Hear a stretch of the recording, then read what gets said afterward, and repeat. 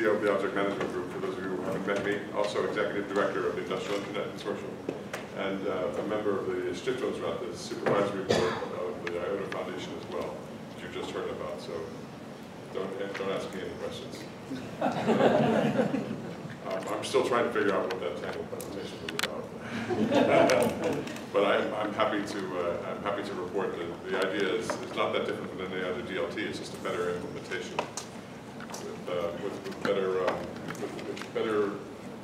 scalability. That's the most important thing. If you're going to run in small devices and billions and trillions and quadrillions of devices around the world, you'd better be small and you'd better be fast.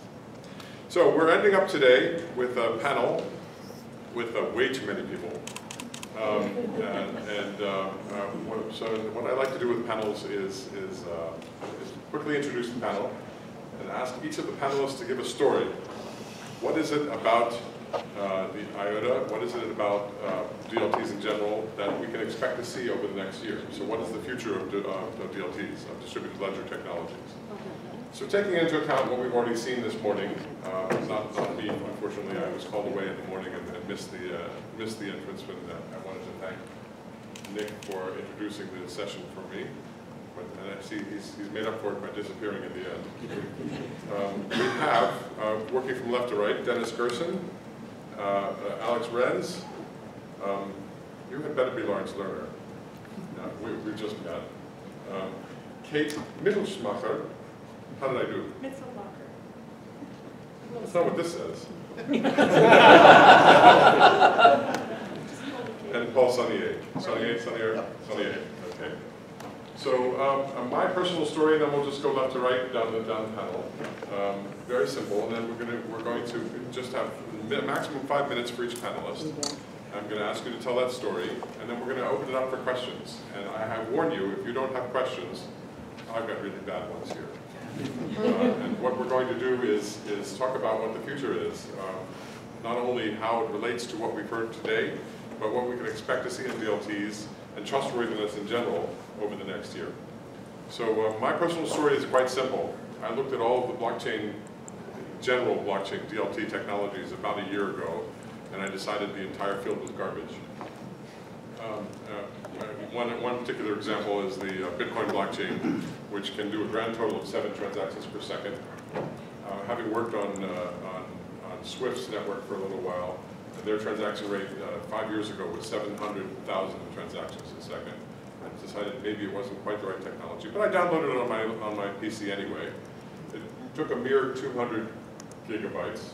I thought, there's not many IoT devices that are going to fit 200 gigabytes of storage. So there has to be something better. And I looked around, and I was quite lucky enough to meet an Italian gentleman by the name of Dominic Schiener, very common Italian name. That was supposed to be funny too. Sorry. And we had an interesting conversation, and I ended up agreeing to join the IOTA Foundation board when and if it was created, and it has been created. The fact that it's in Germany is actually irrelevant. It's a worldwide foundation. It's trying to solve a worldwide problem for trustworthiness. The fact that it's in Germany has to do with, frankly, where some of the founders live. And nothing a whole lot more than that.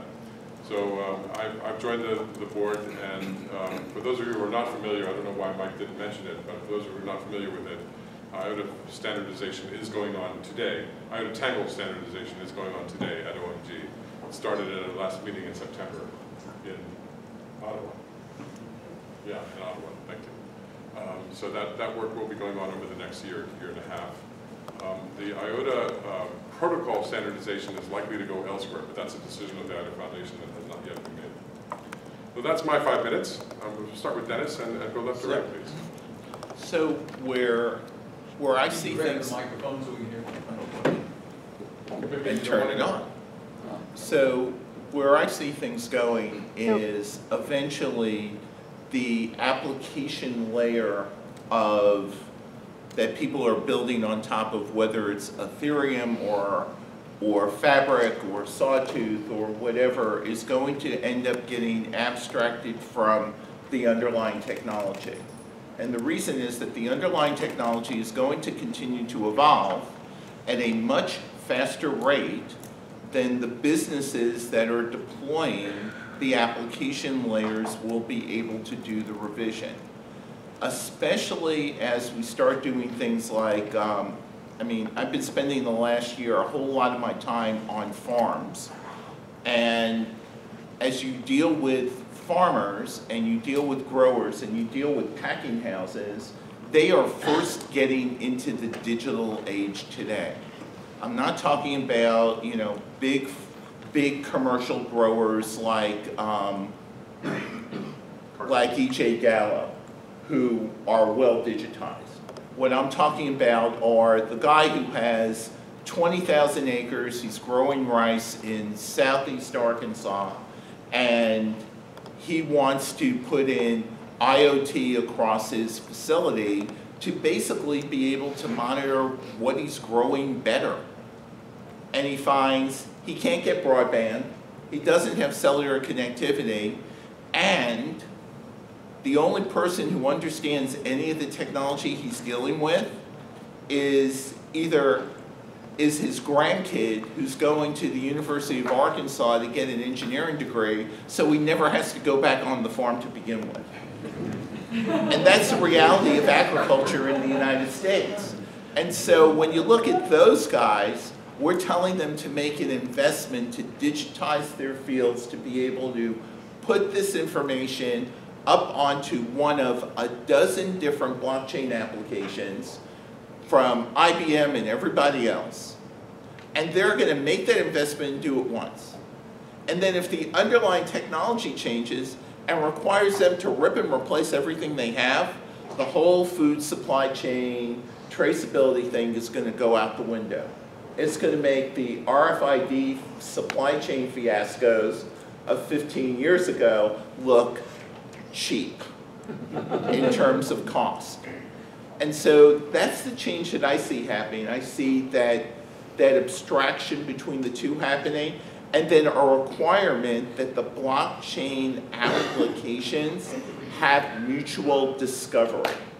Because no one blockchain network or blockchain application is going to do everything that a participant in the ecosystem needs. And so these multiple blockchain networks are going to have to talk to each other. And they're going to have to interchange data, trusted, rapidly, with minimal of, quite frankly, coding interference. Because the people who are going to be using these things are inherently folks who don't know technology. So that's my story and my view. Thank you, Dennis. Alex. Yeah, so I totally agree with what you're saying, because I think ultimately if you ask, hey, can somebody explain, like not this group, but like the general public, how an email system works, yeah, or what TCP/IP is and so on, nobody really cares too much about it. Yeah, I think we need to get to a point where we can really focus on making sure this underlying plumbing simply works, yeah, and then we can focus on building applications. Yeah? As far as the IOTA Foundation is concerned, what to expect in the next year is there's basically now two different tracks. Yeah? One is to really focus on making the IOTA Tangle and the core technology production ready, which also means that, for example, the coordinator that is still kind of keeping track of the network will be removed, yeah? And that also is then the foundation for actually increasing significantly the number of transactions that the network can process, right? It already shows great promise in terms of the scalability and transaction throughput, but there has to be like leaps and bounds to actually, you know, make real-life applications and so on, make that a reality. And I think there's a very good path to do that. On the other hand, there's also work going on some more future capabilities, like bringing Oracle smart contracts and quorum-based outsourced computations to the IOTA world. That's something that Paul is working on. I would encourage you to check it out. Cubic, you will find it through the IOTA.org website. It's really like, if you think that this Tangle discussion was kind of mind-bending, yeah? You know, Cubic is taking it to a whole different level, right? But the key thing will be, how do you just make it easy to use and help people build applications on top of this really great technology. Thanks. Lawrence. So you asked for a story, which means it doesn't have to be true. It's a story that I'm writing. This is what I want. Whether we get it or not, it remains to be seen. So I'm going to gracefully and politely disagree with most of everything that's been said. Because there are a lot of blockchains out there. And we have representatives in the audience that talk about Washington State is the only state that has 2 blockchain foundational businesses, with Dragonchain and our chain being headquartered here. So it's a rather unique perspective that we have. So once upon a time, blockchain needs to start with governance. And it's not standards. Standards come separate, come afterwards. And if we look at all of the blockchain projects that have been released, their governance, can I say sucks? It's okay. Sure, Go ahead. you just did, in fact. I did, because I'm an engineer. I mean, the blockchain has been, governance has been really bad. And there are 2 components to blockchain governance that we really care about as engineers, developers, and business people. One of them is how the release of the software is done. And the first speaker made a point about saying, well, if we'd been using standards and the proven software engineering techniques, we wouldn't have had the blockchain problems that we've had. I disagree. Partly because, or mostly because, blockchain is about decentralization. It's about creating a consensus model for releasing the software, for building the software. Open source has been doing this for years, and I think there are really good ways to pick up some of the things that have been done there and use those for building the software and ensuring that it's released on time. There are all of the components for building it, and there's agreement with the participants. And one of the questions that someone brought up earlier to Jonesy and myself was around, well, what about the social rights, social impact that blockchain brings? Blockchain brings more than just the technology. It brings those things around how do we make that decentralization of information and data more fair? Those are things that are part of it. So from a standards perspective, we're all building different ways. Interoperability doesn't exist, but it doesn't actually need to. We could all operate in separate silos, and that's what happened in the early days of the internet. Then the IETF came along. Who's written for the IETF, just a show of hands because of this group? Internet Engineering Task Force? Nobody? All right, yes. It's 3 of us. Okay, so there's 3 of us. But that's what blockchain really needs, is a global standards that is by the people, for the people of blockchain, that says, here's how key recovery should work. And then everybody can go out and build their own variation of how it works for their software. We saw what happened with Microsoft doing that with DNS. Okay, my story's too long. All right, so that's where I see things going. We're maturing the software. This is 1998 of the blockchain world, right? Sorry?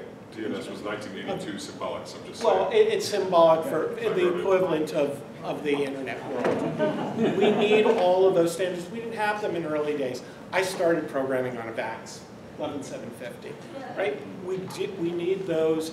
Those are the things that are going to make sustainability and adoption in the blockchain world, because people will be able to write their business applications and, more importantly, move existing applications for title transfers, for shipping. Freight forwarding is a $4 trillion a year industry. 20% of it is just moving data around, documents around, and it's an n-squared problem. So that's the story that I hope that in 2020 or the end of 2019, when we're all sitting up here again, we will have read about and lived.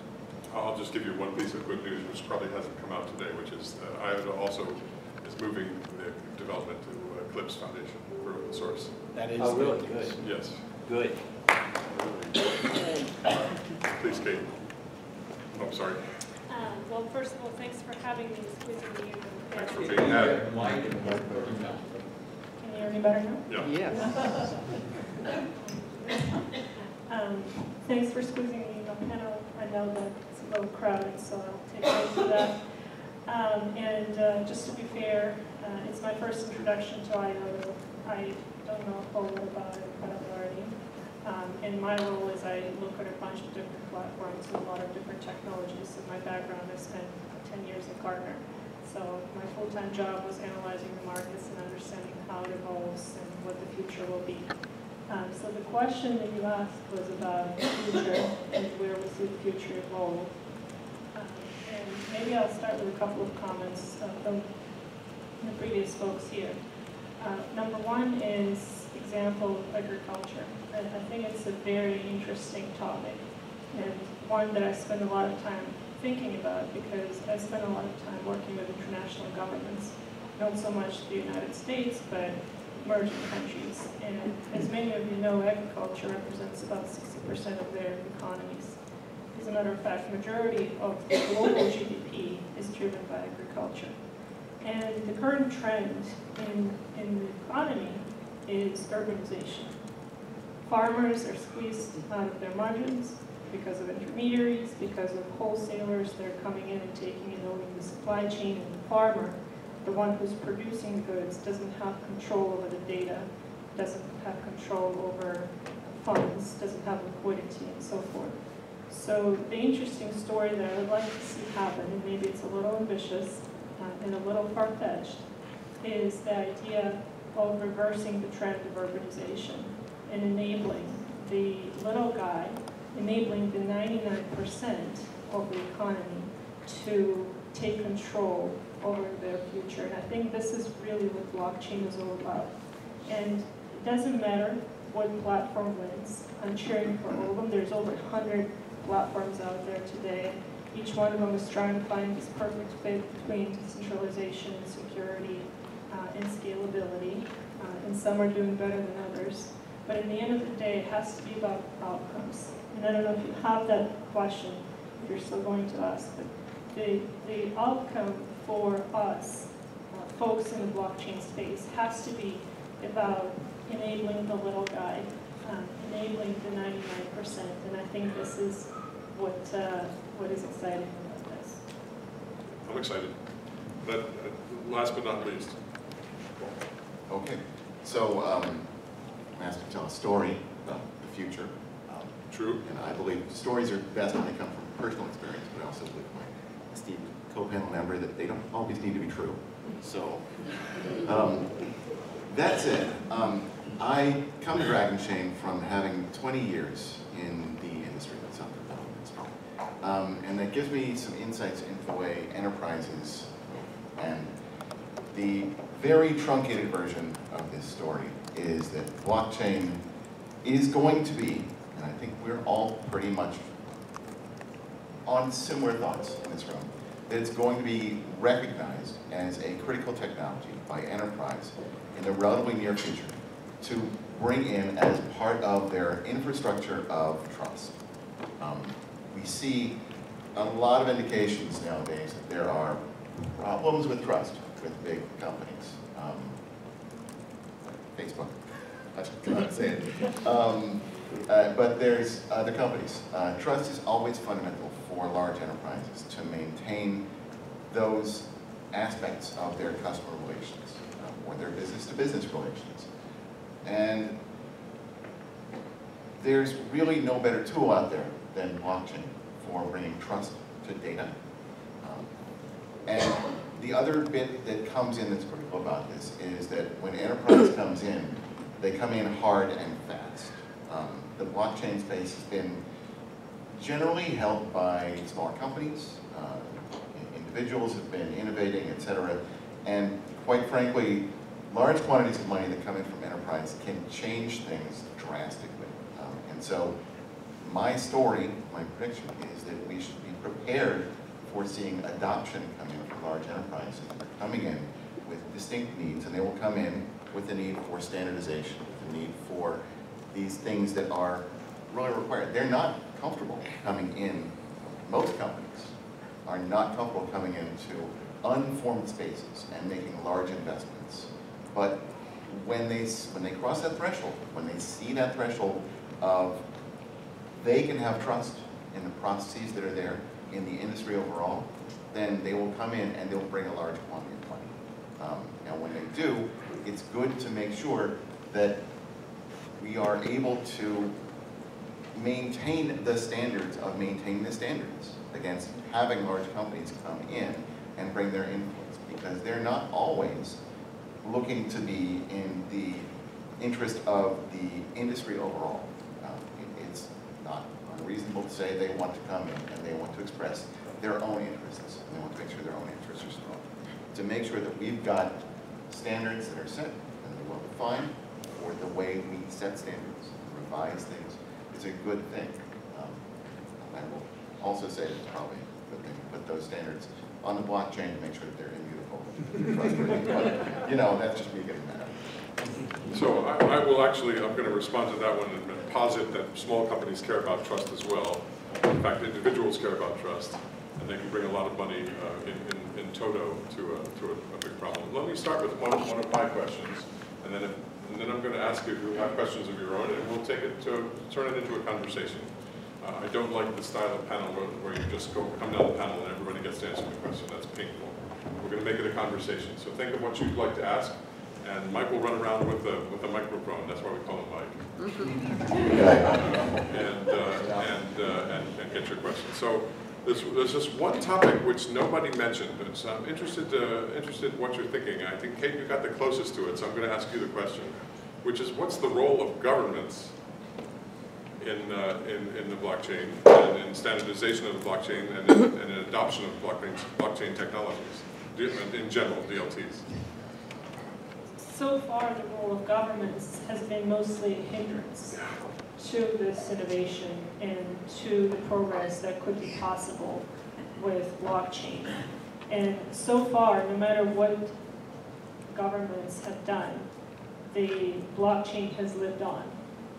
They banned the exchanges, they banned Bitcoin, they banned cryptocurrencies, yet the value of cryptocurrencies have gone up. I know this is not about cryptocurrencies, but blockchain fundamentally has survived.